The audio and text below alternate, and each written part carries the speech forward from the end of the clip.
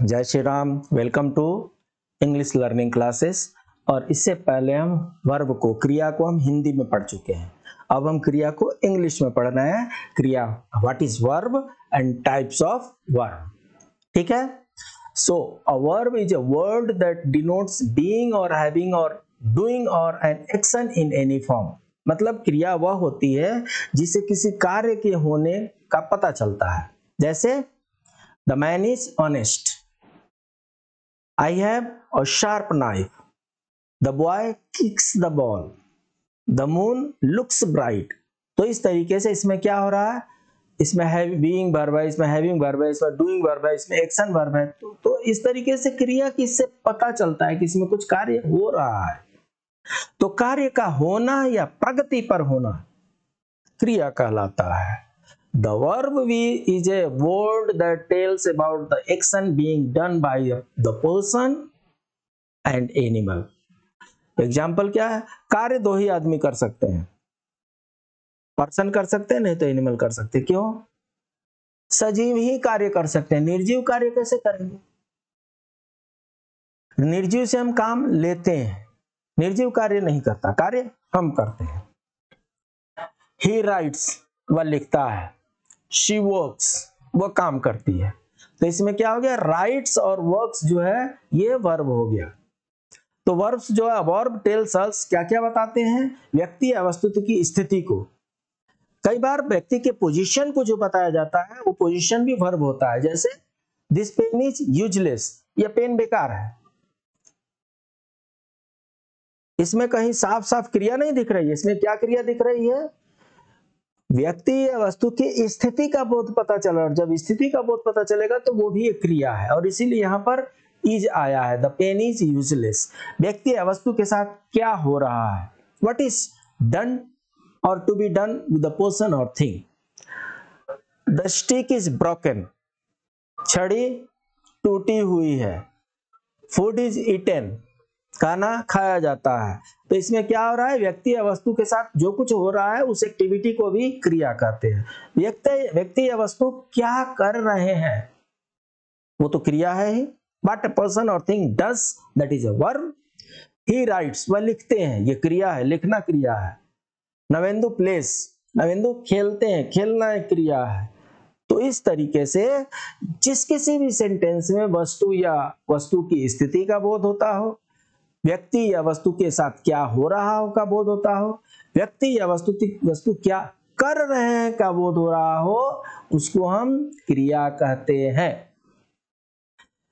इसके पहले कि मैं बहुत लंबी चौड़ी क्रिया की के भेद बता दूं, टाइप बता दूं और आप कंफ्यूज हो जाए, मैं आपको बता दूं यहाँ पर हम सिर्फ दो ही तरह का वर्ब का बात कर रहे हैं। एक प्रिंसिपल वर्ब और एक सहायक क्रिया। एक एक्जुलरीज वर्ब एंड एक प्रिंसिपल वर्ब। प्रधान क्रिया, मुख्य क्रिया और सहायक क्रिया। जो प्रधान क्रिया है, जो प्रिंसिपल वर्ब है, वो ट्रांजिटिव भी हो सकता है, सकर्मक हो सकता है, पढ़े हैं पिछले लेसन में। और इंट्रांजिटिव भी हो सकता है, अकर्मक भी हो सकता है। तो थोड़ा थोड़ा इनके बारे में तो जान ही लेना चाहिए। मेन वर्ब जिसको प्रिंसिपल वर्ब कहते हैं, they show the real action. जैसे he threw a stone at the car, यहां पर क्या हो रहा है? कार पर उन्होंने पत्थर फेंका। तो जो फेंका जो है, थ्रू जो है, ये एक रियल एक्शन हो रहा है, मेन एक्शन हो रहा है। उसके बाद से linking verbs, they link the subject with a noun और एन एडजेक्टिव। इसमें my mother is a doctor, तो यहां पर डॉक्टर प्रैक्टिकली एक एडजेक्टिव है और my mother is a noun है। और इन दोनों में क्या संबंध है? उसको इज से जोड़ रहे हैं। तो ये यहाँ पर लिंकिंग वर्ब हो गया इज। और जब एक्सिलरीज वर्ब की बात आए, they tell us about the tense and voice of main verb.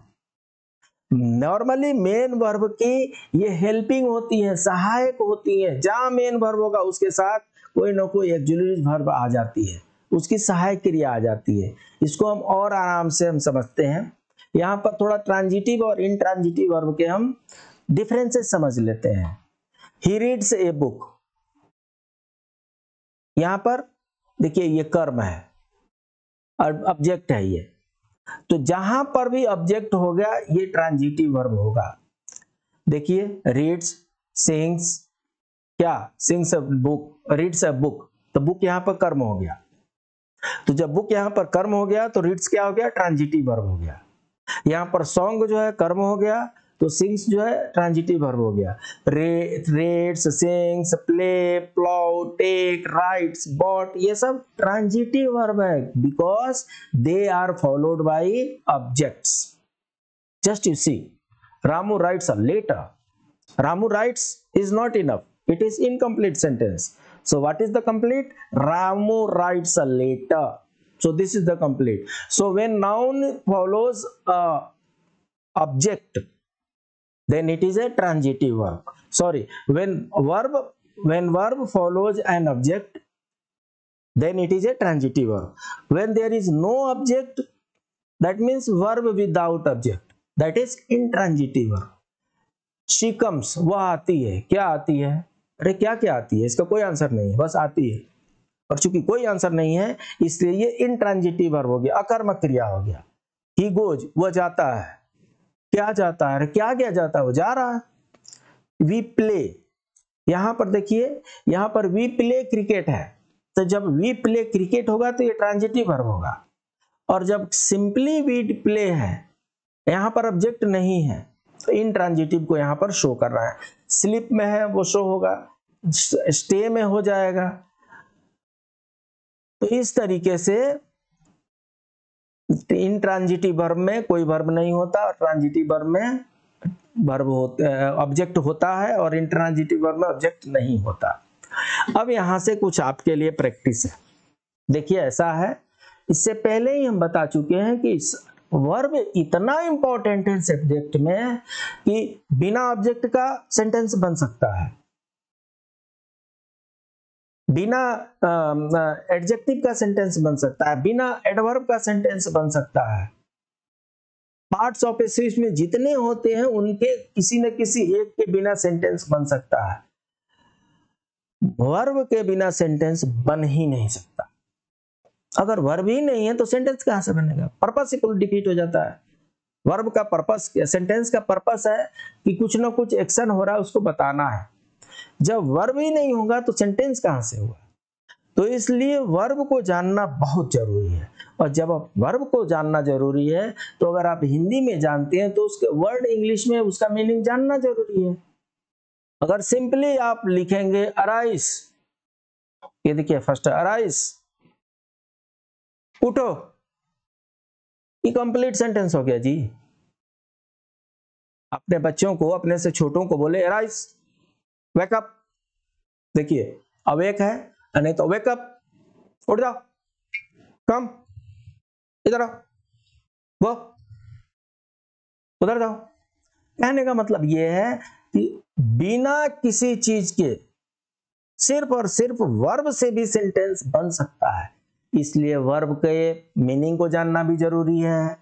और चूंकि टेंस हम पढ़ेंगे तो उसमें पास्ट, प्रेजेंट, फ्यूचर के पढ़ेंगे हम, तो इसलिए उसमें इसके सेकेंड फॉर्म और थर्ड फॉर्म को जानना भी जरूरी है।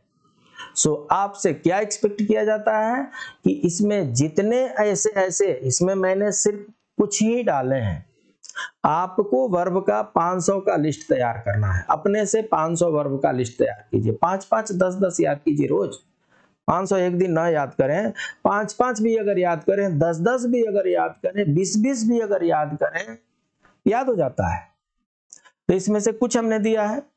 आस्क का आता है, आस्क मींस पूछना, और उसमें ईडी लगा देने से आस्क्ड हो जाता है। जो रेगुलर वर्ब होते हैं उनमें ईडी लगा देते हैं तो सेकेंड वर्ब और थर्ड वर्ब के रूप में फॉर्म हो जाते हैं। ये सेकेंड वर्ब और थर्ड वर्ब क्या होता है इसको हम जब ट्रांसलेशन पढ़ेंगे उसमें विशेष रूप से बताएंगे। ये देखिए अप्लाइड है और इसमें ईडी लगा दी, अप्लाइड हो गया। एक्यूज है और यहाँ पर एक्यूज लगा दिए। तो कहने का मतलब ये है कि अगर ये फर्स्ट लाइन और सेकेंड लाइन इसका मीनिंग ये प्रोनाउंसिएशन है। ये प्रोनाउंसिएशन हमने इसलिए दिया है क्योंकि आपको इसको प्रोनाउंस करने में, उच्चारण करने में आसानी हो। वैसे आप समझदार हैं, आपको ये पढ़ना आता है, और थोड़े बहुत प्रोनाउंसिएशन तो जगह के अनुसार, व्यक्ति के अनुसार वेरी भी करते हैं। सो डजंट मैटर। सो आप ये वर्ड और ये उसका मीनिंग, ये दो आपको सबसे पहले याद करना है। जब ये दो याद कर लेंगे तो ये सेकेंड वर्ब और थर्ड के लिए बनाने का कुछ रूल होता है, वो रूल हम आपको बता देंगे तो आपका काम इजी हो जाएगा। जितने ईडी वाले हैं उनको तो याद ही नहीं करना है, और कुछ इरेगुलर होते हैं जैसे अराइज, एरोज, अराइजन, तो जो इरेगुलर होते हैं उस इरेगुलर को हम थोड़ा सा याद करेंगे, बाकी जो रेगुलर है उनको याद करने की जरूरत नहीं है। यहाँ पर देखिए act, acted, acted, allow, allowed, allowed, appear, appeared, appeared, exam में अपीयर होते हैं ना, तो वही है ये अपीयर। अनाउंस, गवर्नमेंट अनाउंस करती रहती है, तो अनाउंस, अनाउंस्ड, अनाउंस्ड, तो इसमें मोस्टली ईडी लगा करके और सेकेंड फॉर्म और थर्ड फॉर्म बनाया जाता है, इसलिए ये बहुत आसान है। बस आपको ये फर्स्ट और ये थर्ड, इसमें से बहुत आपको याद भी होंगे, फिर भी प्रैक्टिस तो आपको करनी है। इसी तरीके से यहाँ पर bring, built, burn, buy, bear, bake, bless, boil, beat, bat, ये सब है, इनको भी आपको याद करना है। तो इस तरीके से इसमें इलिस्ट्रेटिव व्यू से मैंने सिर्फ कुछ ही शब्द को डाला है। आपको 500 वर्ड का लिस्ट बनाना है और उनके वर्ड मीनिंग याद कर लेने हैं, लिख करके याद करने हैं, सो दैट लिखने से स्पेलिंग एरर जो है वो रूल आउट हो जाएगा।